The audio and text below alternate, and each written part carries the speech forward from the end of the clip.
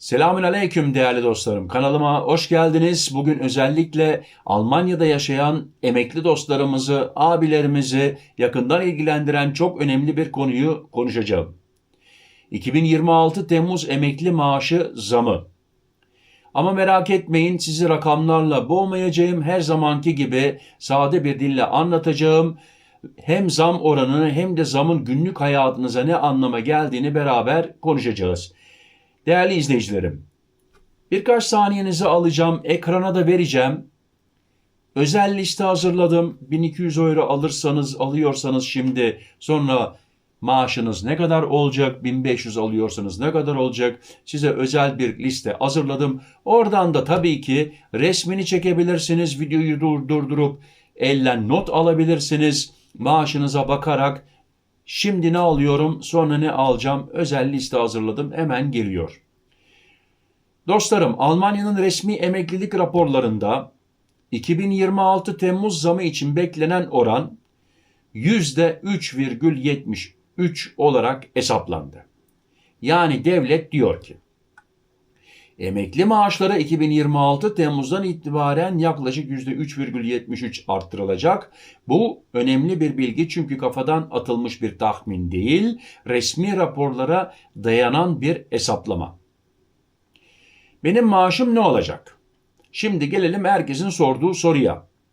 Benim maaşım ne olacak? Kaç para alacağım? Herkesin maaşı farklı olduğu için ben sizin için tekrar söylüyorum. 1000 eurodan 2200 euroya kadar yüzer yüzer giden kısa sade bir liste hazırladım. Şimdi bu listeyi size ekrana veriyorum. Değerli dostlarım. Ve hemen şöyle en üstten bakalım. 1000 euro alıyor olan diyelim, yani tamam biliyorum daha fazla alabilirsiniz. 1000 euro alan sonra ne oluyor? 1037,30 alacak. Brüt hesaplanıyor bu. Yani 37 euro 30 bir artış var. Diyelim ki 1500 euro alan 1555,95 alacak. 55 euro 95. Diyelim ki bir abimiz süper maaş alıyor 2000 euro. 2074,60 olacak. Yani 74,60 euro olarak bir fazlalık olacak. Şimdi isterseniz bunu burada durdurun. Fotoğrafını çekin. İsterseniz tabii ki ellen de not alabilirsiniz. Veyahut da kısadan bakın. Benim maaşım şimdi kaç para, sonra kaç para olacak ve tekrar size dile getiriyorum. Değerli izleyicilerim, bunlar brüt maaşlar. Şimdi brüt net farkı elimize gerçekten ne geçecek? Önemli bir detayı da tabii ki söylemek lazım. Aynı değil brüt ile net. Bu anlattığım rakamların hepsi brüt. Yani kağıt üzerinden maaş, ama biliyorsunuz ki Almanya'da emekliden bile kesinti bitmiyor. Hangi ülkede bitiyor ki? Sanki İsviçre daha çok süper. Sağlık sigortası, bakım sigortası, bazı ek kesintiler derken cebinize giren net para bu rakamlardan birkaç euro daha düşük olacak. Değerli dostlarım, İsviçre'yi dile aldım biraz evvel. Burada emekliler de vergi ödüyor. Gerçekten hem de full. Genelde şunu söyleyebiliriz. Almanya'da ödemiyorsunuz değil mi? Vergi yok. Benim bildiğime göre. Yani gelir vergisi yok. Burada gelir vergisi var. Şimdi brüt zamınız neyse net olarak 3 ile 6 euro kadar altını bekleyin. Yani bu kesintiler var. Mesela 1500 euro maaşta brüt artış 55,95, net artış 48,52 bandından olabilir. Yani o fazlalıktan diyorum 3 ile 6 euro arasında bir düşme olabilir tekrardan. Kesinti oranına göre bu değişiyor ama fikir vermesi açısından söylüyorum. Almanya ekonomisi ve hayat pahalılığı. Dostlar, şimdi biraz da bu zamın arka planını bir konuşalım. Hepiniz zaten Almanya'da yaşıyorsunuz, olanları görüyorsunuz. Almanya son yıllarda ekonomik olarak zor bir dönemden geçiyor. Ve zannediyorum ki daha da zor günler hepimizi bekliyor, sırf Almanya'da değil bütün dünyada. Benim naçizane düşüncem, Murat Bozdağ bunu düşünüyor. Yani bütün dünyada. Hazırlıklı olalım. Yorganımızı ayağımıza göre uzatmamız lazım. Yani gün geldi çattı. Enerji fiyatları yükseldi. Sanayide yavaşlama var. Enflasyon zaman zaman yükseldi. Market ve kira fiyatları ciddi şekilde arttı. Eskiden 50 euroya yaptığın alışverişe bugün 70 ile 80 euro zor yapıyorsun.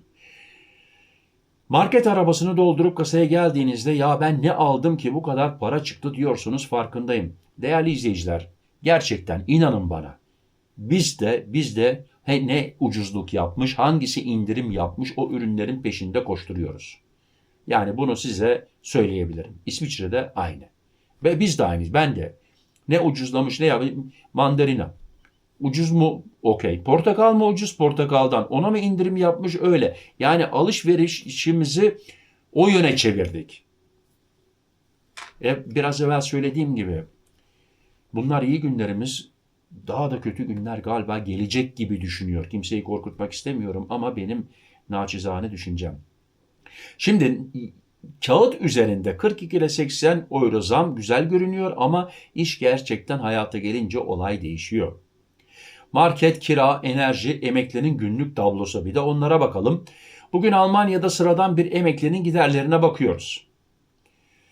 Kira 800 ile 1100 arası, büyük şehirlerde daha da fazla.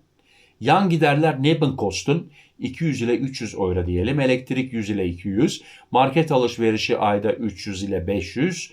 İlaç, ulaşım, sigorta, küçük harcamalar. Bunları topladığımızda emeklinin maaşı daha ayın ortasına gelmeden eriyip gidiyor. İşte bu yüzden 42 ile 40 euro ile 80 euro arası bir zam bile bazı aileler için gerçekten nefes anlamına geliyor. Belki bir market alışverişi, belki faturaların biraz daha rahat ödenmesi, belki toruna ekstra bir şey alabilme imkanı. Şimdi soru, bu zam yeterli mi? Şimdi herkesin içinden geçen o soruyu ben sorayım. Bu zam yeterli mi? Açık konuşalım dostlarım. Hayat pahalılığı bu kadar artmışken hiçbir emekli "oh krallar gibi yaşayacağız" demiyor. Ama şunu da görmek lazım. 2026 için enflasyon beklentisi daha düşük. Zam oranı %3,73. Yani en azından kağıt üzerinde enflasyon bir tık üzerinde bir artış planlanıyor. 2026 için %2 diyorlar değerli dostlarım. Onu da araştırdım. %2 pahalılık gelecekmiş. Hadi bakalım %3,73 zam alırsak yani kazanmış olacağız. Özellikle 1000 euro ile 1600 euro arasında maaş alanlar için bu zam alım gücünü tamamen bitirmemek, en azından biraz korumak anlamına geliyor.